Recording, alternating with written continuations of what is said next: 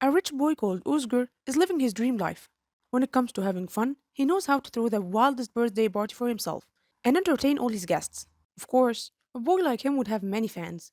One day, a pretty sweet girl called Elif was too excited to meet him. She has been following his news for a long time, so she went to his hotel to show her admiration.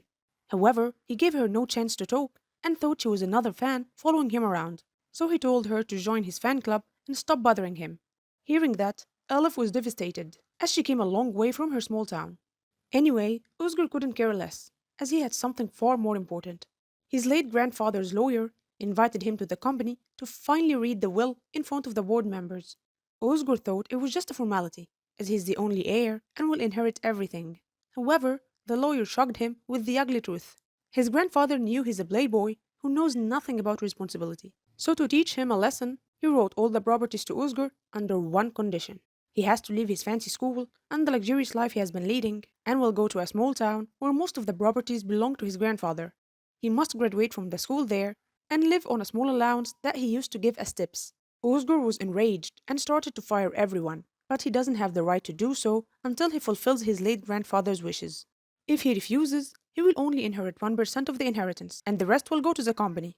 Despite being angry, Uzgur was forced to travel to that town using public transportation, as his car, motorbike, and everything he had are behind him now. There, he found an old antique home that he wouldn't even look at before, but he went inside anyway.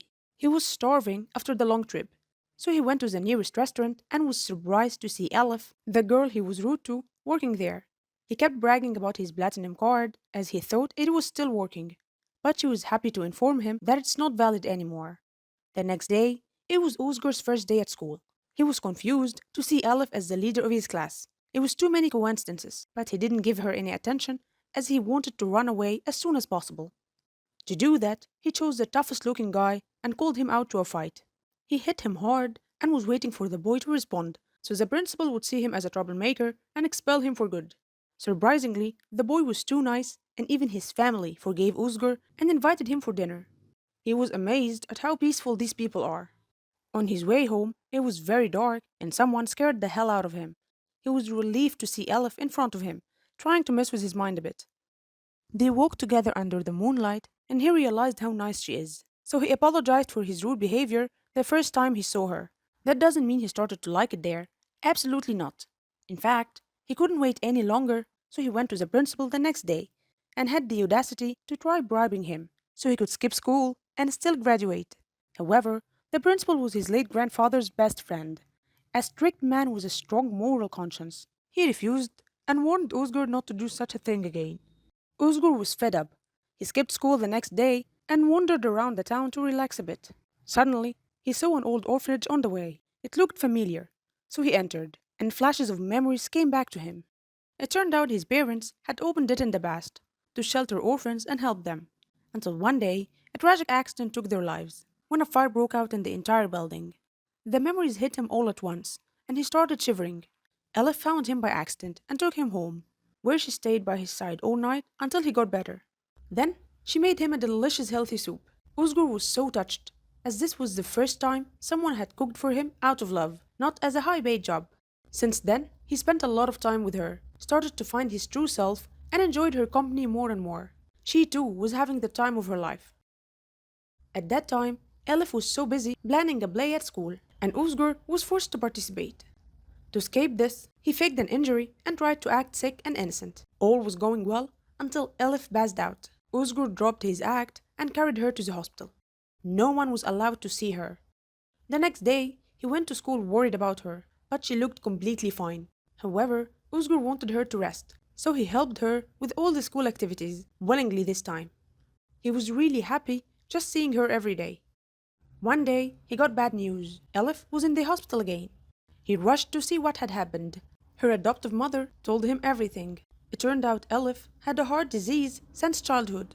After her father's death, her mother abandoned her for another man, leaving her completely alone, until this kind-hearted woman took her in and raised her as her own daughter. But unfortunately, Elif's disease is fatal, and nothing can be done. Hearing that, Uzgur was heartbroken and desperate. He was planning to confess his love to her, but then this happened.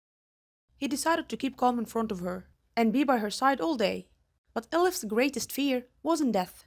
The orphanage in the town where she volunteers is about to be closed by its owners. That's why she was trying to make the place successful and earn some money to rent the land back so the children wouldn't have to leave their home.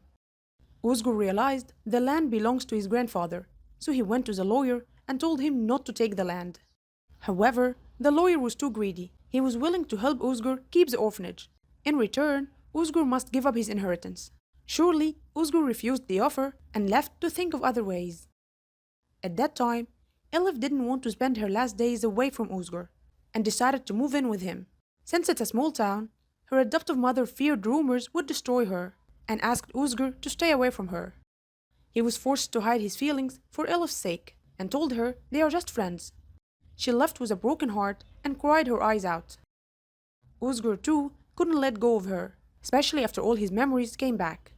It turned out he had known Elif long ago. They both grew up together as childhood friends until his parents' death.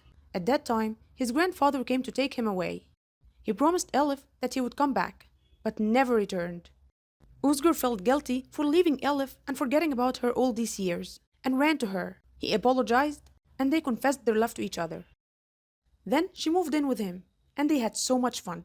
To fulfill her wish, Uzgur called the lawyer and gave up the inheritance he was dying to have, just to save the orphanage and make Elif happy. After settling everything, Uzgur had nothing to do but stay next to Elif. They went to all the places she wanted to visit, made many memories, and spent their nights playing and dancing. They did all sorts of fun things until Elif's condition deteriorated. Uzgur decided to celebrate her birthday earlier before losing her, and prepared a romantic dinner that made her ecstatic. He also gave her many hidden handwritten messages, so she can read one every day. She didn't have the luxury of time and read them all at once. They were his confessions to her, how he found himself only next to her, and how willing he is to give up everything just for her. She couldn't hold her tears. She felt happier and more alive than ever, and thanked him for the wonderful night. All that's left for her now is finishing her play. It was written by her, based on her story with Uzgur. She nailed it and put on the perfect show, with Uzgur's help, of course. The audience enjoyed seeing them together. After that, Elif felt it was about time. She felt death nearer than ever, so she said her last goodbye to him, telling him that she loves him and that thanks to him, she had lived the happiest days of her life. Then she died, leaving him shattered by the memories of the only love he ever knew.